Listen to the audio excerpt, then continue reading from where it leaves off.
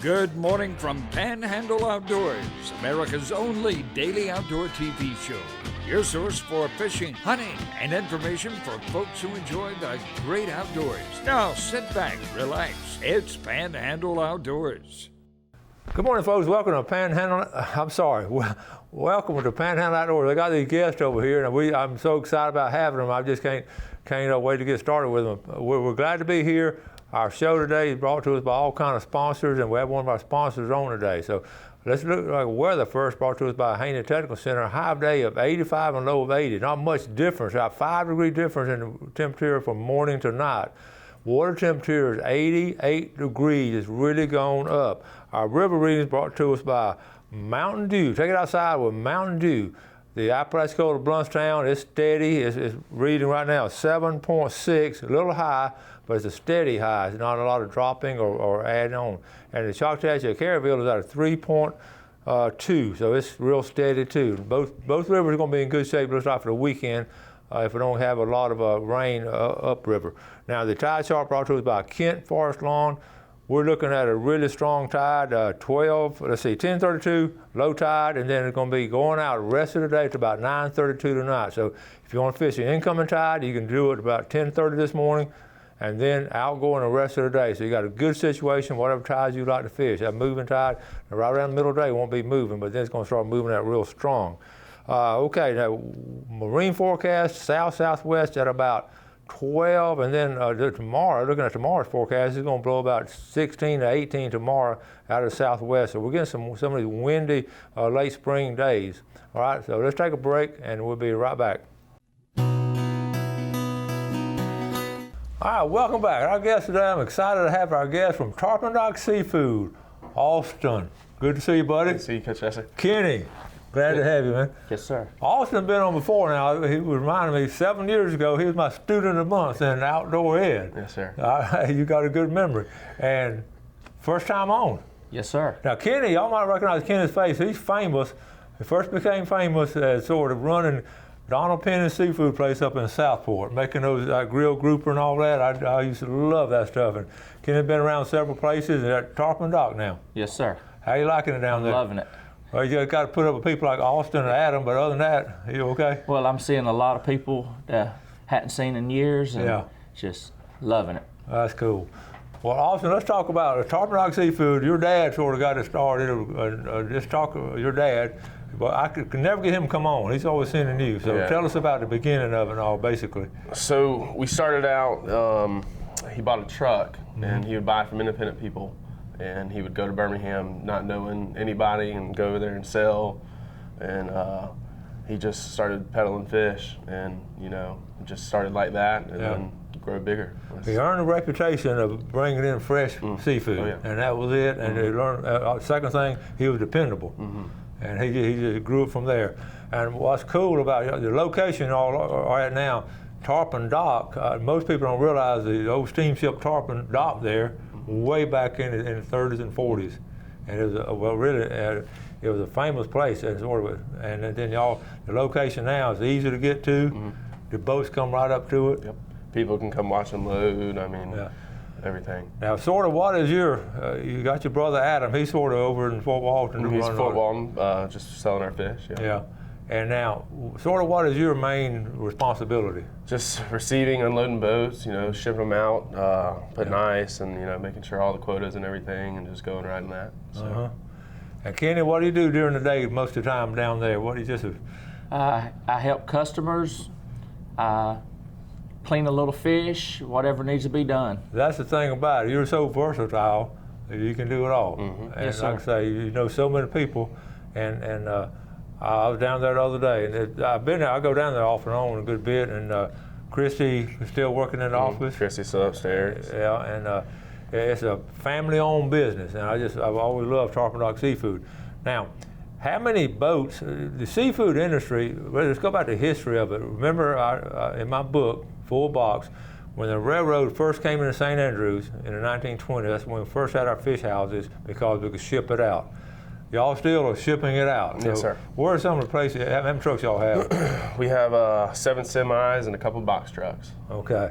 And y'all still ship it out? Yes, sir. Twice a week, we go to New York and Boston and Maryland, all up in the East Coast, and then we go to Atlanta and Birmingham twice a week. And that's just regular customers. They know they're getting good seafood.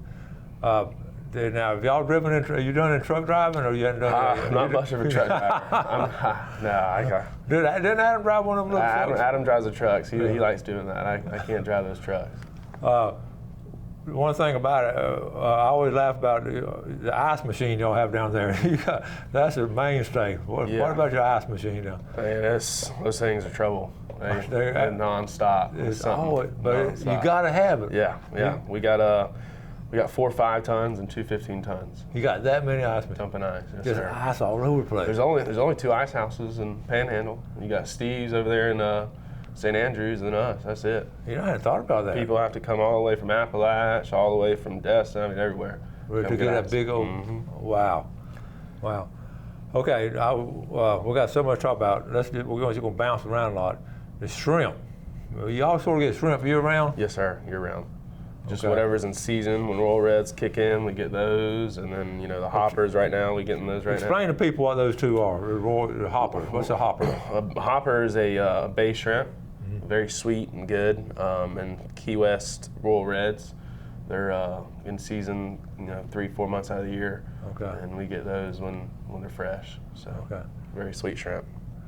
When the shrimp boats come in, you got them lined up. Sometimes we go down there, you have like 4 or 5 boats just lined up. Yes, and one thing I really like, y'all started on your Facebook page. You put on there, so and so just came in with some yellow edge grouper or whatever. I mentioned it on the show. If you want something fresh, I mean it's coming from the boat into the market right there in the case, right, Kenny? Yes, sir. And I mean you can't get it fresher. No, sir, you can't. They bring it to us every day, and we just put it out and can't keep it. I know. Well, there's a reason for that, because it tastes good. Yeah. People like it. People, they tell us all the time, we're so glad y'all here. We know your seafood's fresh, and I'm loving it. It's good reputation. Yeah, it's a win-win. Because people, I'm the same way. I love my grandparents. I still remember them buying fresh mullet. And fresh seafood is just special. Oh yeah. All right, let's take a quick break. We'll be right back with our guys.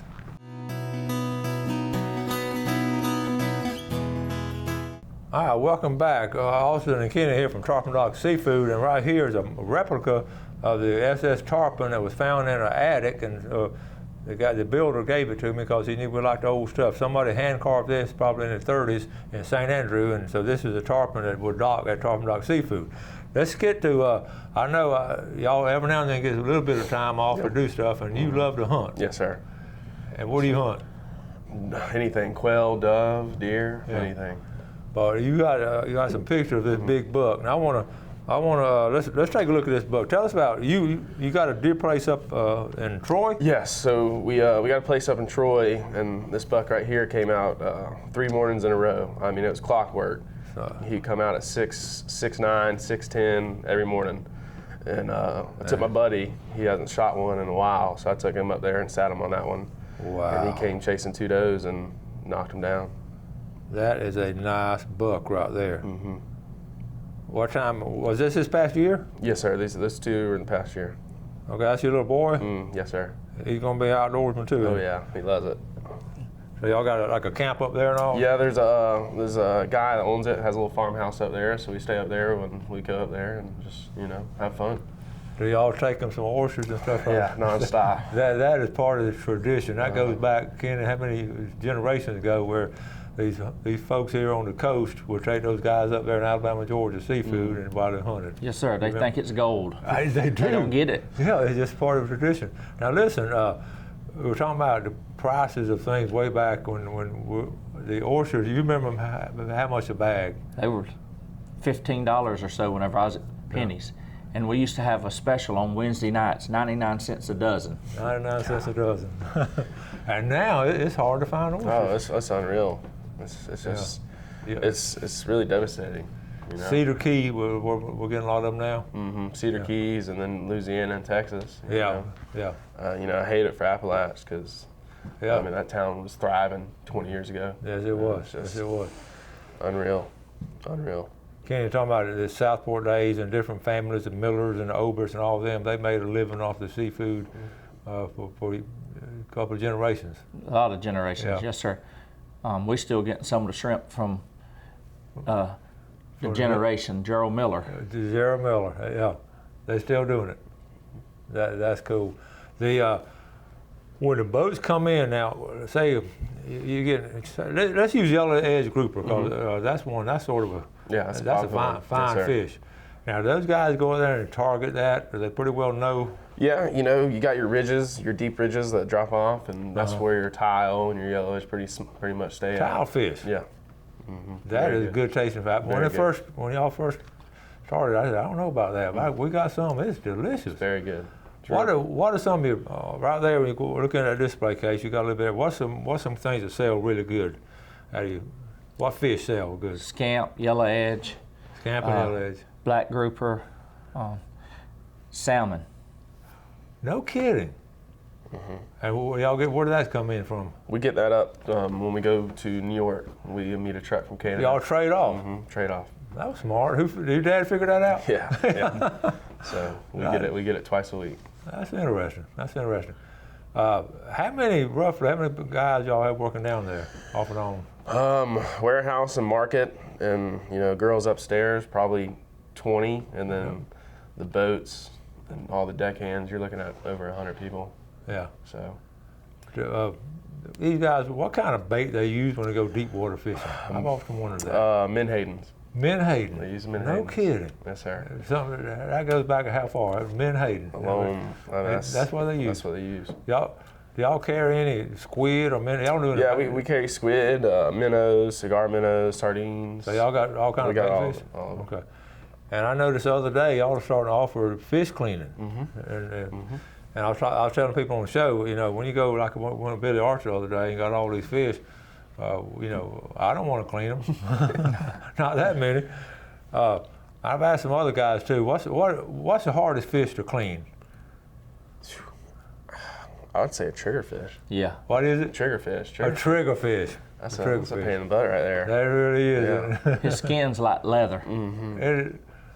Do y'all on the flounder? How do y'all clean the flounder? Y'all skin it or y'all do? We, some people like it skin on. Some people like it skin off. We put multiple choices out there. Sometimes we even stuff them for them. So all they got to do is just pop it in the oven. That's it. Oh, y'all make your own kind of Own stuffing, crab cakes and everything. Yeah, your crab cakes. Those are good. That's a special family recipe? Yeah, that's my mom's recipe. I remember that. Yeah. And still selling good, isn't Still it? selling good, and that tuna dip is my grandfather's recipe. No way. Yeah, so. That's cool. What kind of stuff y'all put in that? Is it a mixture of all kinds of stuff? Yeah, we smoke the tuna and put that in there, and then just some seasonings and a little bit of mayonnaise. That's about it. It's just gotta be fresh tuna though. Yeah. I noticed ones down there the other day. Y'all got the Noah man down there. Yeah. This is interesting because we have strict guidelines for the seafood industry. And justifiably so, because we want everybody to do it the right way. And y'all go the extra mile. Yes, y'all make sure everything's legal and fresh. You got to nowadays. And when the boats come in, they just order check, make sure. Check the sizes. They want to calibrate everything, see how the growth and how everything's just going in the Gulf of Mexico is pretty much what they're checking on. It helps their study too. Helps them study, yes sir. Yeah, that's interesting. What are some unique catches y'all have had brought in? Some cool stuff. I remember when you were in my class, you got a sawfish or something like that. Yeah. I don't know. It's every other day you get some. Linefish used to just be strictly spearfishing. Now we're catching on long lines and bandits. Are they really? Yeah. See, I didn't know that. And that's what's scary because you don't know how deep of water they're in.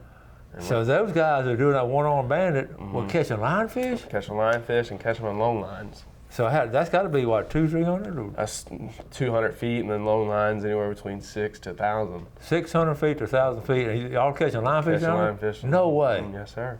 Wow, they were talking about them being invasive. Oh my goodness. Now they're sort of hard to handle, aren't they? Yeah. After that 24 hours, they're okay. But if you get stung by one, you're looking pretty swollen. Y'all are long lining for lionfish. I be doggone. Kenny, have you eaten any lionfish? No, sir, but I heard it's very good. I've heard it's good too. Very white meat. Y'all sell it down there? We sell it, yes, sir. Are you selling a lot of it? No kidding. That's amazing. All right, we're going to take a final break. Come back with our guys from Tarpon Dock Seafood.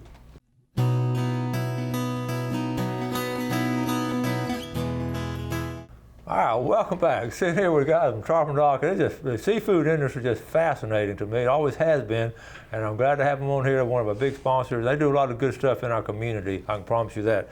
Let's take a look at our fishing game times brought to us by Blue Water Outriggers down in Port St. Joe. Our time this morning is 2:23 to 4:23, and then this afternoon 2:48 to 4:48. All right, now listen, we got so much more to talk about. We're going to run out of time, but y'all got a bunch of good captains out there. We got some familiar names. Who are some of your captains? Danny Fiddler. Danny, the Fiddler family has been fishing for a couple of generations. Oh, yeah. Okay, and who else? And then Mark Ratfield. Ratfield. Well, you know, Ratfield's on the cover of Full Box. So y'all, they just goes. It just adds to me the attractability of our seafood market. That's cool. You were talking about shrimp, Kenny. Y'all got some really good shrimp down there now. Yes, sir, we do. And y'all steam it? Yes, sir, we steam it. We put any kind of seasoning you want. We got Old Bay, we have Cajun seasoning, Cavender's, garlic, butter, just whatever they want, we ask them, and we cook it however they would like it. Yeah, and they're really fresh right this time. Yes, they are. Really, that's cool. Now, how do you grade shrimp? People don't understand how it's graded when you use all that. So you put 3 pounds on the scale, and then you count them by threes, three at a group at a time until that runs out. So if you got 3 pounds, and you count them by threes, and you get like a 16-20 count. You know, if it counts 17, it's a 16-20 count. 16-20. Okay, 16-20. I didn't know that myself. And you said you had a big order over there. I mean, how many was in that? Those shrimp, 12 was a pound. Yeah, 12 of them was 1.2 pounds. That's some healthy shrimp. Yes, it is. Well, okay. What about tuna? You know, I always under the impression you got to go to Louisiana to get that tuna, but we got it right out here. Yeah, we got it. 60 miles out. It's just wherever. You got to look at that water chart, see where those warm eddies are, and if you see them out there, there's warm eddies everywhere, and that's where we catch them at. And y'all bringing in some tuna? Bring in tuna, wahi, wahoo, everything. Yeah. I guess these captains are so adept at reading those charts and all. That water temperature chart's very, very important. We do little water temperature every day on here. I preached about it all the time, even for inshore fishermen, that water temperature. But y'all really see it out there. Yeah, if you get on the NOAA website and if you call them, they'll send you a printout of the warm eddies and the loop current and everything. Yeah. And it just shows. It's really fascinating. Very fascinating. How do you ever think about how in the world these old timers do it without any of these electronics? How in the world they do that? Unreal. It's amazing. Come in with a boatload of snapper and all. Unreal. Are y'all getting plenty of snapper and grouper? Yeah, there's no snapper everywhere. I mean, it's just you can't get to the grouper. You got to pass the snappers first. Yeah. I mean, it's unreal. All right, let's talk about flounder. Everybody loves flounder. Yes. Do y'all have giggers, or y'all just get them and catch it? How do y'all? Yeah, we get some giggers, and then we get some net boats that get the flounder, but mainly gig. Honestly, a lot of them are intercoastal. Yeah. They get a bunch of flounder out of intercoastal. What about and the pompano? Do y'all get? Yeah, we get season. We get some during season. A lot of people off the Cape and then off the pier. Yeah. That's exactly what we're talking about catching them. Those two places, off the Cape and off the pier. Yep. And what would it be if you were going to live out somewhere else and you walked into Tarpon Dock Seafood? What fish would you buy? I'm tuna. I like tuna. Tuna guy. I'm a big tuna fan. How do you cook your tuna? About a minute on each side. That's it. Is that it? That's Just it. 1 minute. 1 minute on each side. How thick is it? About an inch. About an inch thick. Kenny, what would you go in there and buy? What would you go to Tarpon Dock Seafood and buy if you couldn't buy but one thing? I love the tuna. Tuna? That tells you something. Don't. Jeff, that's what you'd buy too, but Jeff loves tuna also. And it is special, isn't it? Yes, it is. How long do you cook yours? About the same. I just like to get the outside little brown, inside still cold, really. Well, you're going to make me hungry this morning already. I'm going to get something for lunch. I've tried to get these guys, and y'all go ahead and call them up and tell them the same thing. Open up just a small little restaurant out there, just knock out that little wall next to the sidewalk, and don't make it big, and just specialize in tuna and shrimp or something. You know, We gotta do that. Eventually it'll be soon. I promise. Oh, y'all was thinking about doing this? It'll happen. That was my sooner idea than now, 10 years or 15 years ago. I walked in there and said, y'all want to cook this stuff real quick. It will be sooner than And later. He's had a little bit of experience. He's got some experience. Yes, I sir. think he's got a quite time under his belt. I know a lot of y'all used to go to Penny Seafood, and it was the original. And what made it catch on so fast? Can you remember? Everybody just started coming there. Well, we had a little seafood market on one side, and people would let them go get what they want and cook it, and That would actually pick it out. You cooked Yeah. that for me. That's exactly what I'm talking about. they would bring their catch in, you know, brim and stuff, and I'd fry it up for You them. fried her, brim, everything. Just whatever, yes, sir. That was the original catch and cook, whatever. Okay, we got about another minute or two left. What are summer? Now here we are in June, July, and all the rest of the summer. What's going to be good down there? Mainly tuna. You know, the grouper Okay. boats are switching over to tuna gear right now, and we're Okay. just gonna have tuna. You know. So they go nonstop. season. The boats go season to season. What- Yeah, we're starting a little late this year. You know, we had to fix some boats up, but we started a little late. The storm. How did the storm hurt y'all? Put a dent in some of our boats. You know, Yeah.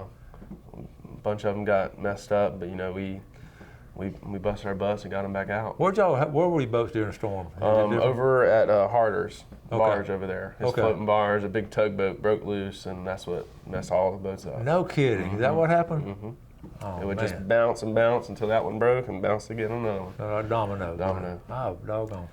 Well, fellas, we're about to run out of time. I tell you, I got all kind of stuff to talk about. Y'all have to come back on pretty soon. Yes, sir. I'll come down there and make sure y'all are working though. Yes, sir. And thank y'all for coming on. You got deer season. Y'all are looking forward to it, I guess. Looking very forward to it. Yeah. That's sort of your sort of escape. That's my vacation right And there. you're a freshwater man. Yes, sir. You're a freshwater fish. Bass and brim. Bass and brim. Can't wait for it to cool off a little bit for the fall. That'd be cool. Tarpon Dog Seafood, like I say, historically they've just been famous around here. It goes back to our heritage here in Florida Panhandle, the seafood markets. So thank you for all coming on. Y'all got to go to work now, haven't you? Yeah, yes, sir. Yes, sir. Doggone it. I hate that for y'all. Thank y'all for watching Panhandle Outdoors. I always appreciate the viewership and support of our sponsors, and go get some fresh seafood down there. Y'all have a great day. Do something good for your fellow man, and God bless. Thanks for watching America's only daily outdoor TV show, Panhandle Outdoors with Winston Chester, featuring hunting, fishing, and other activities and information to help you enjoy the great outdoors. Join us next time for Panhandle Outdoors.